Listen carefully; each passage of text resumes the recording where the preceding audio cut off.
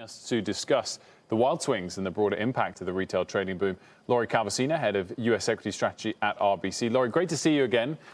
You've been doing various surveys and talking to your clients to see what the impact of all this has been on their portfolios. And I guess some people have made a fortune and lost a fortune on GameStop. For those that haven't specifically, what are their concerns about what it means for overall market levels?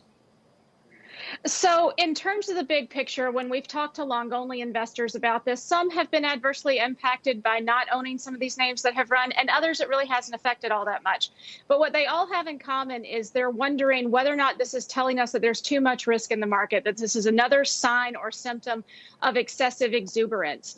And, you know, we certainly don't completely disagree with that. But one of the things we said in the note we put out this morning is that canaries often sing early. I mean, that's sort of the definition of a canary. And when you looked back at the tech bubble in particular, which is when I came into the business, people were very upset about all the money that was washing into technology funds. But you really could have gotten upset about all the money flowing into tech funds and growth funds throughout the late 90s. And it wasn't really until 2000 that things turned around. So we do say, yes, this is something to be concerned about, but it's not necessarily a reason to say we're not going to have a good year this year or declare an end to the bull market. We just don't see that. And in terms of your other findings from the survey, most hedge funds, it seems from the list of stocks they have with the greatest exposure to, are really still heavily weighted in the biggest cap tech stocks, as you might have expected based on the last couple of years' performance. Exactly. I mean, we have this one list called the hedge fund hot dogs, which is basically just the most popular stocks in hedge fund portfolios in terms of the dollar value owned. And we have seen fantastic performance in those stocks since 2010. But we haven't seen great performance recently. We've actually seen those names struggle a little bit relative to benchmark, very mixed performance on the day today. And what we've actually noticed is it goes all the way back to last summer that the relative performance of those stocks peaked. So I think people are paying attention to this issue recently. One of the things we tried to highlight in our note was, you know, this underperformance has actually been going on for a few months now. This isn't something that's just because of this retail trading frenzy that we have out there. We've all read and heard about Gabe Plotkin, Lori, but what's your assessment about how much pain overall was inflicted on the hedge fund community as a result of all this? So I don't have a great sense on the hedge fund community, you know, any particular dollar value or anything like that. We know we did see degrossing. We do know that we did see shorts pulled off. We do know that there was I wouldn't say it was panic, but there was a lot of frustration. There was a lot of activity around this over the past few weeks.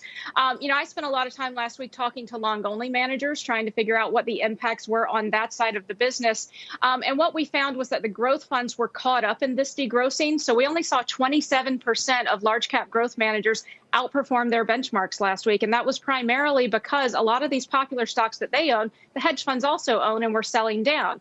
What we saw among small cap managers was a little bit different. Small cap value managers were telling me some of these retail names had become very big weights in their benchmark. They didn't own them. And suddenly they found that they were underperforming.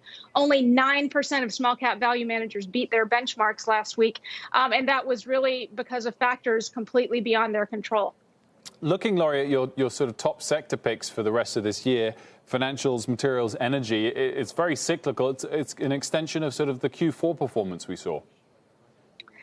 So we think that the reflation trades, there's still room to run from a valuation perspective. That's something that I've been talking to investors about a lot over the past week. People are still trying to do work on the fundamentals despite what's happening with the retail trading. But at any rate, when we look at things like small cap relative to large cap, financials versus the broad market, materials versus the broad market, we still see a very, very good relative valuation case. So we don't think that that reflation thesis is fully baked yet.